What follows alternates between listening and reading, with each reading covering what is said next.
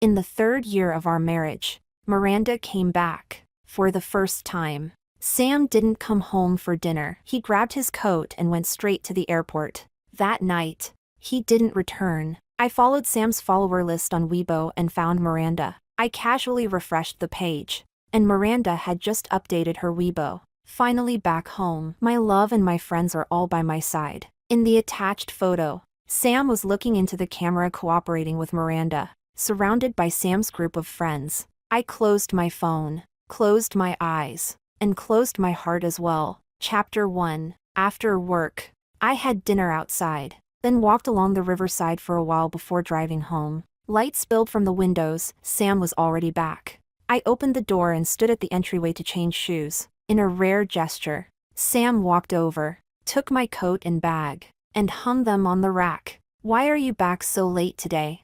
I called you but you didn't answer. I asked your assistant. She said you'd gotten off work long ago." He paused. "Have you eaten?" "I cooked." These were the things I usually did. These were the words I usually said. Today, he was the one saying them. I reached out and cut him off. "I'm tired. I have something early tomorrow. I'm sleeping in the guest room tonight." As I passed by the living room, I saw the dining table set with a circle of dishes and even candles. What was this supposed to be? Feeling guilty about being with Miranda last night. So now he wanted to compensate me? Disgusting. I pushed open the guest room door. Sam stopped me. "Helen, what were you trying to tell me last night?"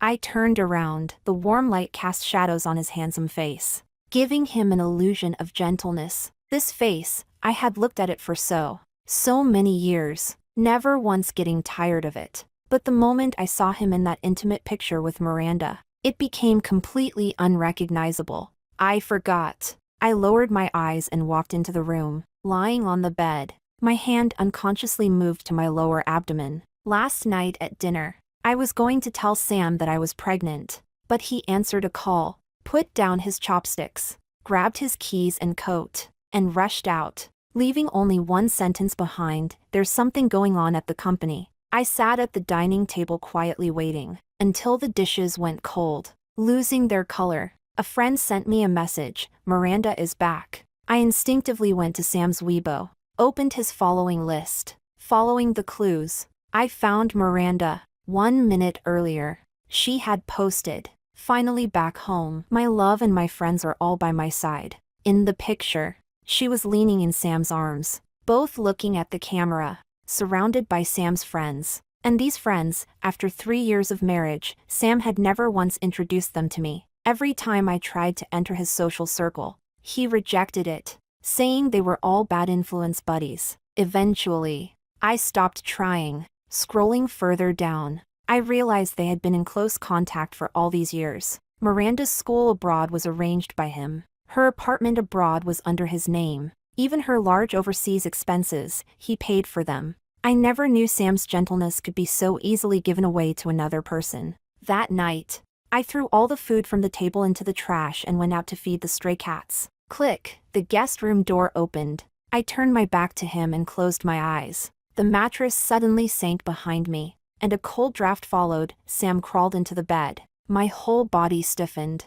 hands clenched near my chest. After a moment, a hand reached over, wrapped around my waist, and a warm chest pressed against my back. A chill shot through me, pure revulsion. I abruptly sat up and turned on the bedside lamp.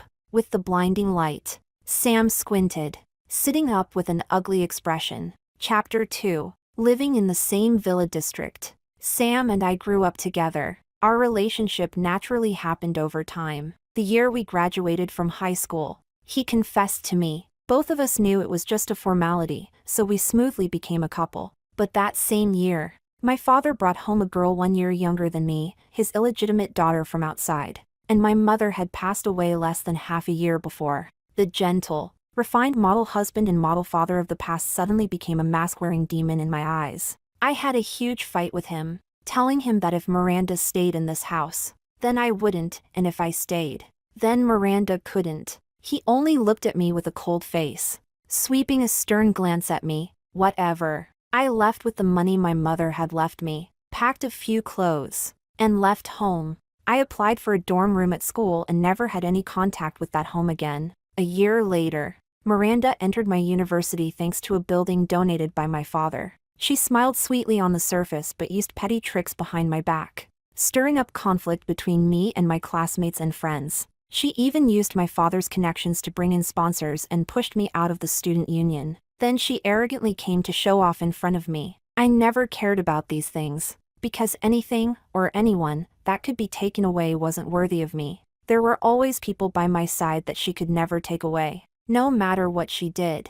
For example, Sam. Miranda pestered Sam again and again, even publicly confessing her feelings to him. She befriended the people around him to track his moves. Then she intentionally appeared in classrooms, cafeterias, stadiums, student clubs, coincidentally bumping into Sam everywhere. On Weibo, she wrote her secret crush diary, detailing every emotional fluctuation of her one-sided love. Every little thing Sam did became a reason for her girlish heart to flutter. She was like a moth, no matter how blazing the fire was. She still threw herself at it for that tiny bit of light. Sam complained to me many times about Miranda's crazy behavior. He even told her to get lost directly in public with a dark expression. He wished he could stay 10,000 miles away from Miranda. But Miranda was like an indestructible cockroach and an unshakable fly. All 3 years of university, she kept circling around us. I even thought Miranda truly loved Sam deeply. Until one day, Miranda came to me and said that Sam would fall in love with her sooner or later, and then betray me. I dismissed her claim. Everyone could tell how much Sam loved me. When he saw I lived in the dorm, he immediately rented an apartment off campus for me to move into. 3 meals a day. He wished he could eat every meal with me. I loved the sweet osmanthus rice cakes from the south of the city, but they were always limited and sold out quickly. Someone raised in wealth and comfort, got up early to wait in line for me. When he handed the rice cakes to me, they were still warm. We both loved traveling, but I was naturally lazy and bad at planning, so he handled everything: booking hotels, planning attractions, buying tickets, packing luggage. I only needed to follow him. We grew up together. We had too many shared memories. I never believed he would betray me. After our senior year, Miranda went abroad to study. I thought the story between Sam and Miranda had already ended. But unexpectedly, through Miranda's Weibo, I saw a different timeline of events. In the 3rd year of her clinging to Sam, Sam's attitude toward her changed. Chapter 3. I reached out and pulled open the curtains of the guest room. Outside, the night was hazy, not a single star in sight. Sam sat silently on the bed, not saying a word. After a long time, he finally lost patience. His voice carried a trace of irritation. "What on earth is wrong with you?" He had tolerated this much only because of that tiny bit of guilt he felt. That was already remarkable for him. Ever since we got married and his company grew bigger and bigger, his temper also grew with it. He hadn't coaxed me like this in a long time. If it were before, I would have softened by now, thinking about how hard he worked. But now, I no longer want to endure anything from anyone. I turned around and leaned against the window. "Last night, who were you with?" "I already told you something happened at the company. Who else could I be with?" "When did you learn to be this paranoid?" I looked at him calmly, without saying a word. I always believed he was devoted to me, an honorable man with principles. I never questioned his schedule, always giving him plenty of space. But he always took the initiative to explain everything. Then he would cling to me, insisting I pack his luggage. Yet in the end, he carried the luggage I had carefully prepared, and boarded the plane to go see Miranda. A flash of guilt crossed his face, but he quickly concealed it, his arrogance rising instead. "So you're checking up on me now? Should I call in everyone from the company and let you investigate?" "No need. You can leave. I want to rest." He would never admit it. He'd hidden it from me for so many years. How could he let everything collapse so easily? I also had no intention of getting into a confrontation with him. His cheating and betrayal were indeed a thorn in my heart. After all, after so many years of love, of course I'm hurt, but reason tells me that rather than being kept in the dark forever, it's better to know the truth now. Cutting things off cleanly is the best strategy. Unable to stand my coldness, Sam's face darkened. He slammed the door and left. After the disturbance, I had no more desire to sleep. I opened my computer to handle the company's pending tasks. When I graduated from university, my father called and begged me to come home. He had brain cancer, hospitalized, and didn't have much time left. When I arrived at the hospital, he was struggling to get up to pour himself water. He was so thin he was barely recognizable. The butler said something had gone wrong with the company, and he had been working day and night. Due to long-term exhaustion, he collapsed in his office. By the time he was taken to the hospital, it was already late stage. All my resentment seemed to dissipate in the face of life and death. I started remembering those joyful moments from childhood. He would lift me up and sit me on his shoulders like riding a horse. When he came home from work, he would take strange little snacks out of his suit pocket for me. When I got older and his workload wasn't heavy, he would cook a pot of rich fish soup for me himself. He wronged my mother, but he had indeed loved me deeply. I took over the unstable company, running back and forth between the company and the hospital, and Miranda, ever since she went abroad, no longer had any trace of her presence. Chapter 4. Early the next morning, I changed clothes and left the bedroom, not wanting to run into Sam. But things never go as planned. The moment I stepped out, Sam was placing porridge on the dining table. He acted as if he had completely forgotten yesterday's conflict and unpleasantness. With a smile, he urged me to hurry and have breakfast. Saying that, he walked over and pulled a watch out of his pocket. It was specially customized by a master watchmaker at his request. For the past 3 years, he had given me one every year, all to cover the long scar running across my left wrist. Before our marriage, Sam and I had gone to inspect a project. The destination was a remote mountain village. On the way back, the car's brakes failed, and we hit a steep slope, the car rushing downward. Luckily, a big tree stopped us, otherwise the car might have rolled over into a ditch. The driver's side crashed into the trunk, and Sam fainted instantly. My door was jammed, so I had to grab a tablet, smash the window, and climb out. Sam was slumped over the steering wheel, blood all over his face. The situation was urgent. I grabbed both our phones, wanting to call an ambulance, but both had turned into useless bricks. While dragging Sam out of the car, my left hand hit the door. The torn metal pierced my flesh, leaving this scar. Because of my physical condition, the scar could never be removed. It would stay forever. There was no one on the mountain path at noon. I had no choice but to carry him, drag him, fall and get up again and again until I reached the main road. Someone passing by helped call an ambulance, and I collapsed on the ground from exhaustion. When I woke up, Sam was leaning over the hospital bed, his eyes bloodshot. After being discharged, he proposed to me. Back then, I was so confident in our relationship. It never crossed my mind that his proposal might come not from love, but from guilt. I removed the watch on my hand, and he instinctively helped me put on the new one. Avoiding his hand, I gently touched the uneven flesh. No need, I won't wear it anymore. His hand holding the watch paused. Why? I don't like it. Sam was stunned. I never liked wearing watches. They felt like shackles, always binding me. If it hadn't been custom made through his effort, I would never have worn it. Now, there was even less reason to. I stuffed the old watch into his hand and walked to the foyer to put on my coat. Helen. I looked back. Sam's expression was complicated, like he wanted to speak but couldn't find the words. How about I pick you up after work today? I rolled my eyes, opened the door and left. Chapter 5. At the company, my assistant was acting somewhat unusual today, fidgeting beside me for a long while. It wasn't until the elevator reached the floor of my office that she finally opened her mouth hesitantly. Boss, Nestor is waiting for you in your office. Nestor was one of the major shareholders of the company, and someone my father had trusted deeply. My assistant shouldn't be acting like this. There had to be something more. I nodded, signaling that I understood. I pushed open the office door. Nestor was standing in front of my desk, while in my chair sat Miranda. A mocking smile curled at Miranda's lips. Sis, I'm back. Aren't you going to welcome me? You didn't even come back to see Dad one last time before he died. Now you show up for what?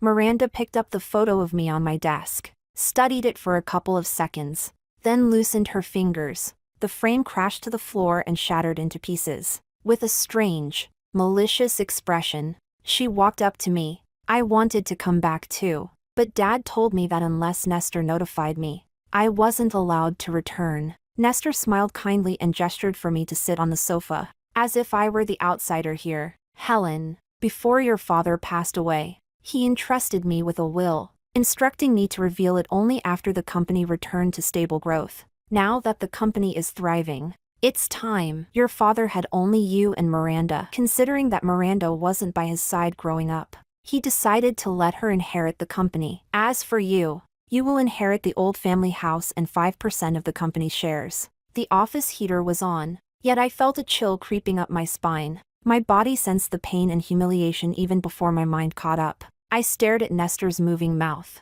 but I couldn't hear a thing. Mechanically, I took the will. The handwriting was his. Miranda pulled out a voice recorder from who knows where, eyes filled with malice, and pressed play. The company is in bad shape. Study hard abroad and don't come back. Nestor will transfer money to your card. Once your sister gets the company back on track, he'll tell you when to return and inherit it. If the company ends up failing, then don't ever come back. As long as you stay away, the debt collectors won't find you, and the money I left you will be enough for a lifetime. When I'm gone, you must learn to live well. Find someone who truly loves you. Before he died, my father held my hand and told me the company was his and my mother's life's work. He begged me to revive it, and I promised him. For that promise, I ran around pulling in business and investments, doing the work of practically 2 people, at countless drinking tables, bowing my head and swallowing every humiliation, navigating demons and parasites in the business world, drinking until I ended up in the ER, then handling work while hooked to and for. After countless days and nights of struggle, I finally pulled the company back from the brink of death. And now someone tells me that everything I held onto, all of it, was just a joke. So a dying man's words are kind isn't always true. I rushed to the bathroom and calmed myself for a long time before my shaking hands finally stopped. Returning to the office, I was completely composed. Convert the 5% shares into cash based on today's valuation, and all the salary, bonuses, and dividends I should have been paid over the years, transfer them to my account immediately. Miranda looked stunned, unable to believe I hadn't collapsed like she imagined. Nestor froze for a few seconds. That can't be done today. It needs to follow procedure. You have 1 hour. You wouldn't want anything that could damage the company's reputation spreading online, would you?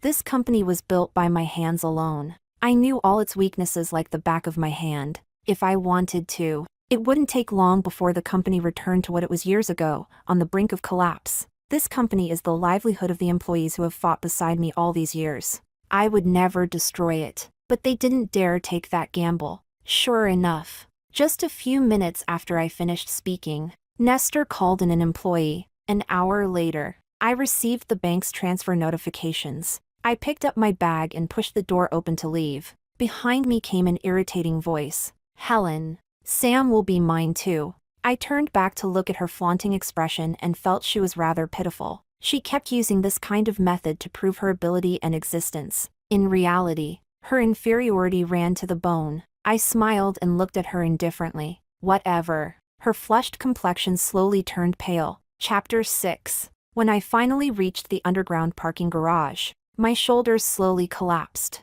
The forced calm I had held up completely vanished. I looked at my phone and let out a bitter laugh. Right now, I was really poor to the point that money was the only thing I had left. The exhaustion from the past few years surged up all at once, dragging my powerless body. I walked to my car and opened the door, only to find someone already sitting inside. Seeing the sympathy and heartache in Sam's eyes, all I felt was that he was mocking me. My rusted brain slowly turned. So this was what his words before I left home really meant. So he had long known that the company I fought tooth and nail to save would end up becoming someone else's wedding dress. I closed the car door and walked around to sit in the passenger seat. Sam placed a lunchbox in my arms, speaking softly and carefully. You definitely haven't eaten yet. It's still warm. Eat something, at least a little. Later we'll go home, take a hot shower, get a good night's sleep. After that, whether you want to rest or go back to work, we'll decide once you've slept. I remember you always wanted to pursue a graduate degree. Maybe This is a good opportunity. Sam. He stopped talking and turned slightly toward me. My dad talked to you before he died. He asked you to take care of Miranda. So it was then you learned about his plan. And after that, you watched me devote myself to the company like it was a joke. Every Valentine's Day, every Christmas, every wedding anniversary, you used work as an excuse to fly abroad to accompany Miranda. Last year, when I fainted from overworking in the office, my assistant called you but you didn't answer. At that time, you were in Iceland with Miranda watching the aurora. The night before last, when you rushed out of the house, it was to pick Miranda up from the airport. You two spent that entire night together. And you proposed to me because you felt guilty toward me, right? It felt like my soul had left my body. I watched myself calmly recount all these things without a single hint of emotion. Sam's face grew paler and paler. Several times he opened his mouth to explain. But each time I waved him off. He didn't know when I had learned all this. From his perspective, I knew nothing, and was only sulking because he had abruptly left home that night. Somewhere deep in his subconscious, he sensed something slipping out of his control, running wildly in the opposite direction. He was growing more and more flustered, yet had no idea where to start explaining. But I wasn't seeking explanations. I just felt I couldn't be the only one in pain. My father and Sam were both people I held close to my heart. The closest people to me. And yet, it was exactly them who stabbed me in the back. Tears dropped heavily onto the lunchbox. Why did you do this to me? What right do you have? Sam panicked. He had grown up with Helen since they were children, and except for the time her mother passed away, he had never seen her cry. His heart twisted in sharp pain. Helen was the treasure he held in the palm of his hand. Yet somehow, without realizing it, he had become the one who hurt her. Sam pulled out a few tissues and tried to wipe my tears. Helen, don't cry. It's all my fault. Don't cry. It hurts me to see it. Whatever else Sam was saying, I couldn't hear any of it. My stomach hurt terribly, and cold sweat was breaking out across my forehead. I bent forward, my fingernails digging tightly into the lid of the lunchbox. Then, I suddenly felt warmth spreading beneath me. Sam noticed that something was wrong and hurriedly leaned over to check on me. He ran his fingers across the car seat, and they came away covered in blood. He was completely frantic as he started the car. Helen, we're going to the hospital. Just hold on a little longer. Chapter 7. Sam carried me into the hospital, and a nurse pushed a gurney over to take me away. Sam walked beside the gurney, gripping my hand tightly. Helen, hold on, you'll be okay, you'll be okay. He repeated it over and over, and I couldn't tell whether he was comforting me or trying desperately to calm himself. The doors of the operating room closed.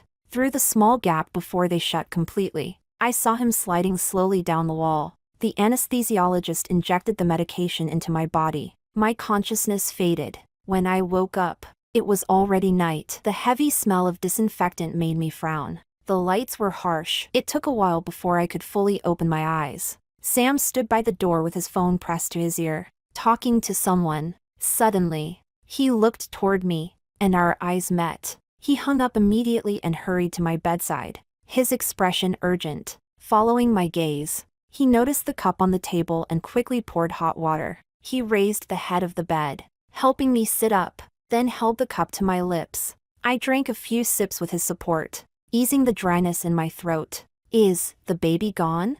My hand moved over my stomach as I looked at him helplessly. After discovering Sam's affair, I hadn't yet figured out what to do about this child. But with every drop of blood I lost, I could clearly feel the little life drifting farther and farther away. A strange, crushing sorrow filled my chest. It was followed by anger, helplessness, heartbreak. I pushed Sam away, and the water splashed all over him. My voice echoed distortedly in the empty hospital room. It's all your fault. You two killed him. I grabbed Sam's collar, glaring at him with venom. Sam, you killed your own child. You personally killed him. Tears burst uncontrollably from my eyes. My chest heaved violently, and I could barely breathe. Sam's eyes were bloodshot. He grabbed my arms.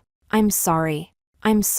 It's my fault. We can still have another child. I threw the cup at his forehead. He ignored the blood trickling down his face and forcefully pulled me into his arms. Helen, calm down. He pressed the call button. A nurse entered with a tray and gave me a sedative. Her health was already weak. A miscarriage caused by severe emotional shock can be dangerous. She must rest well now, no more extreme emotional stress. You're her husband, right? Go to the doctor and get the instructions. Sam tucked the blanket around me securely, then left the room, closing the door gently. About 10 minutes later, he came back in with white gauze taped to his forehead, carrying a bag of medication and a thermal lunchbox. He sat down quietly. Sam, I said, let's get a divorce. Chapter 8. Sam didn't agree. After that day, he never showed up again. The nanny who had taken care of me since childhood, Aunt Monica, handled the discharge procedures at the hospital. She practically confined me at home and made me rest for an entire month. I was so bored I felt like grass would start growing on my head. Miranda, on the other hand, bothered me from time to time. If it wasn't a photo of her with Sam, it was a picture of her newly decorated office. Sometimes, she even came directly to the old house, standing beside my bed to mock me for being a fake heiress, claiming that everything had been stolen away by her anyway. Monica rushed out holding a frying pan, cursing as she chased her away. After that, she upgraded the security system and hired several guards. The old house was sealed up like a fortress, not giving Miranda the slightest chance to get close. With the daily gourmet meals she fed me, my weight increased by 10 pounds. Standing in front of the full-length mirror, staring at my little belly, I fell silent. Then I turned around and rushed into the gym inside the house. But Monica heard the noise and yelled at me to get out. I could only touch my nose sheepishly as she locked the room with a key. She glared at me while wrapping the key in layers of cloth and stuffing it into her inner pocket. In this peaceful and leisurely month, I slowly let go of much of my sadness. Once I passed Monica's inspection in all categories, I finally regained the right to go out freely. The first thing I did was have the lawyer draft a divorce agreement. The second thing was to go to our previous home and pack my belongings. I pushed the door open, and the harsh smell of alcohol rushed out.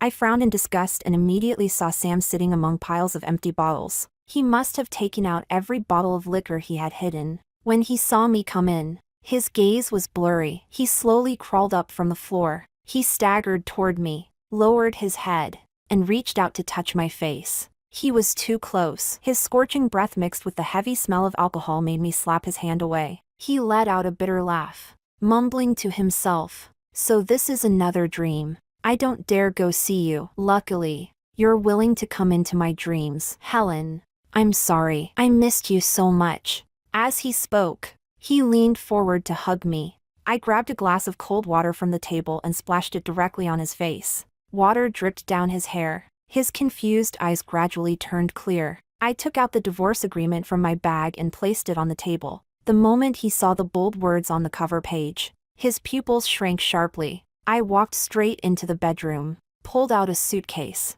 and packed the important things inside. He followed behind me, his voice stubborn. "I won't divorce." After a pause, he continued, "Miranda and I are not what you think. I didn't cheat." She kept clinging to me. At first, I was annoyed. Then I slowly felt sorry for her, and gradually we kept in touch. After graduation, you were always buried in the company. Sometimes we didn't even meet once a month. I was lonely. Miranda was just a distraction. I only hung out with her. I never crossed any lines. I knew about your father's will. I didn't intend to help them. I just thought that without the company, we'd finally have time to truly be together. I know I've made many mistakes, but I really love you. Helen, you said you would never leave me. My hand paused over the zipper. Sam's parents died early, and he was raised by his grandfather. His grandfather came from the military, later entered business,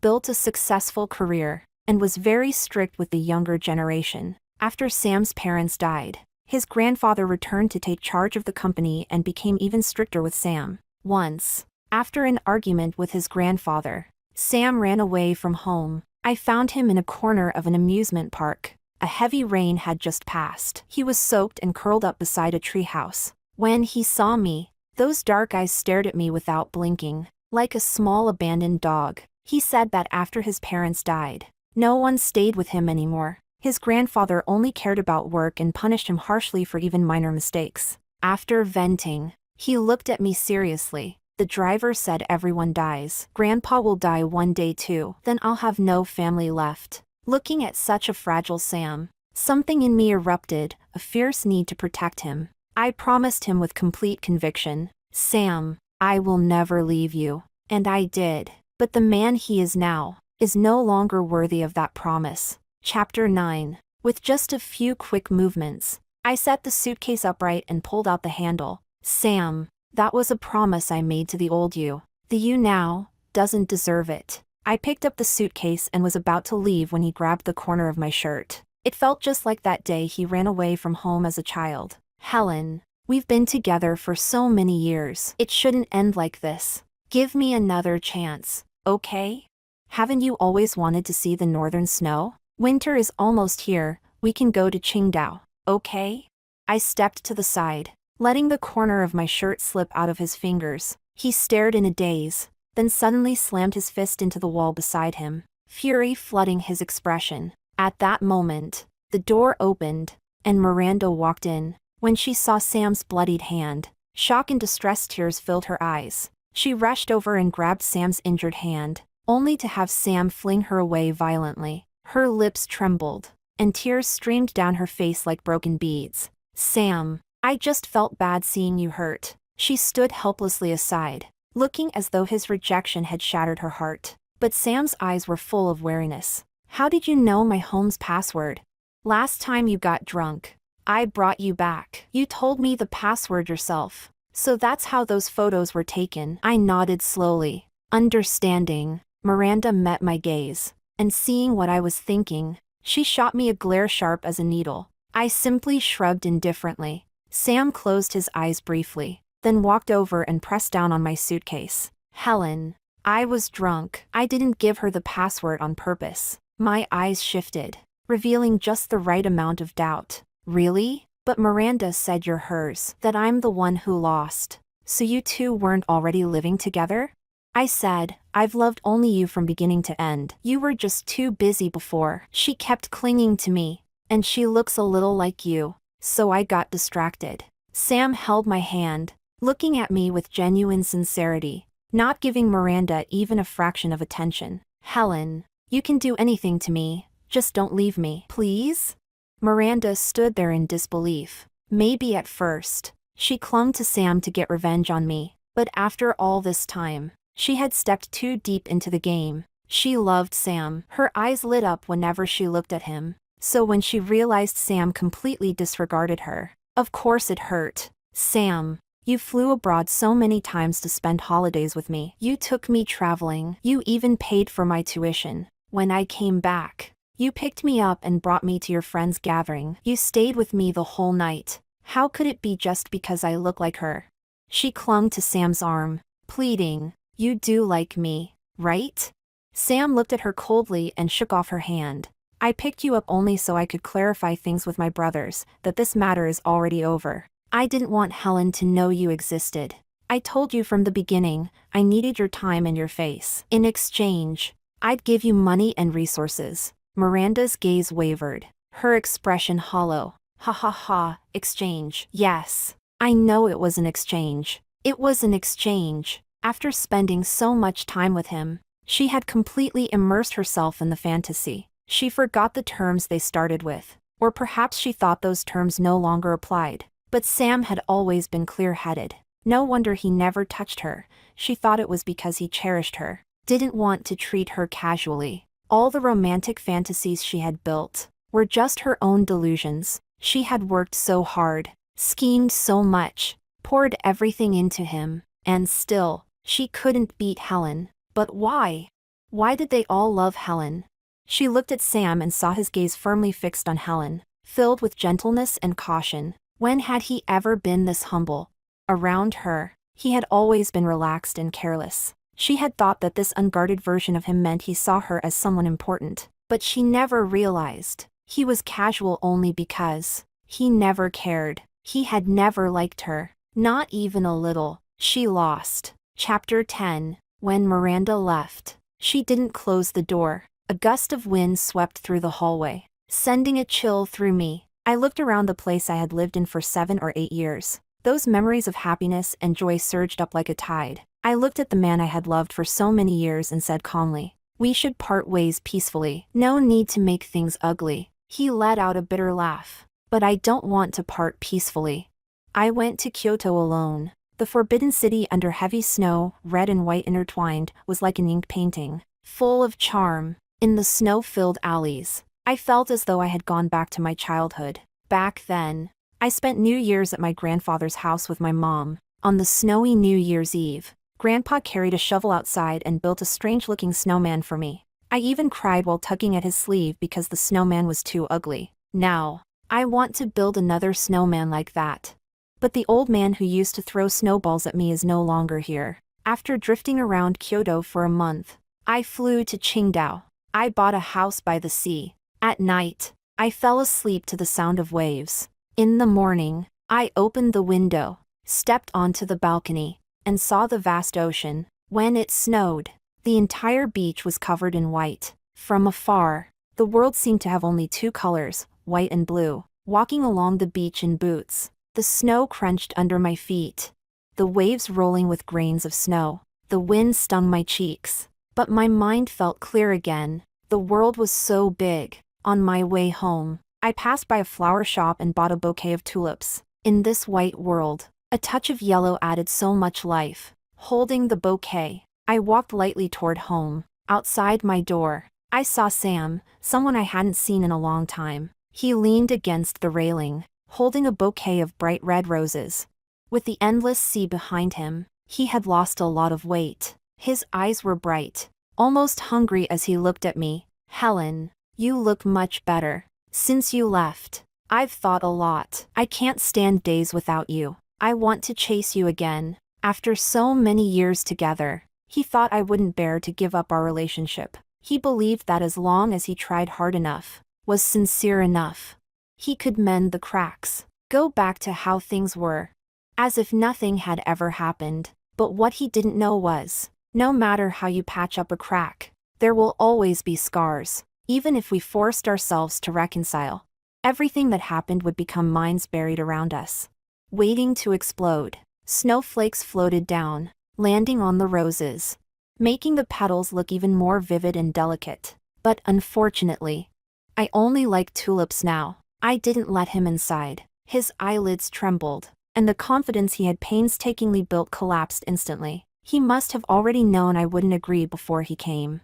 but he ignored my rejection, relying on money and influence, and bought the house next door. Blind effort with no result. I felt nothing about it, because my application for a master's program at the University of Hong Kong was approved. In a few days, I would be flying straight to Hong Kong. Chapter 11. The day before my departure, Sam knocked on my door. "Helen, do I really not have even the slightest chance?" His eyes were filled with desolation. As he spoke, tears suddenly fell. "It's all my fault. If I hadn't done those things, we would have been fine now.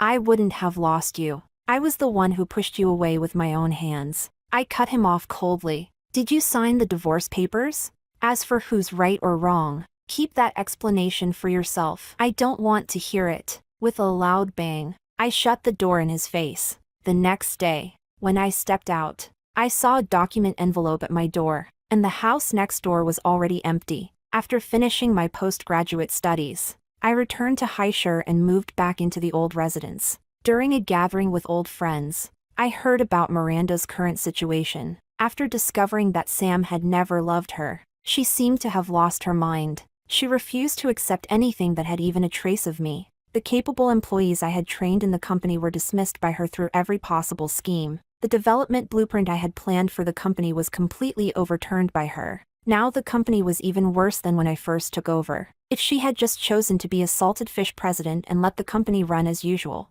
it could have stayed profitable for nearly 10 years. She played a perfectly good hand to utter disaster. But none of that had anything to do with me anymore. I was recommended by the University of Hong Kong to pursue a PhD at a university in Kyoto. After spending some time accompanying Monica in the old residence, it was time for me to set off again.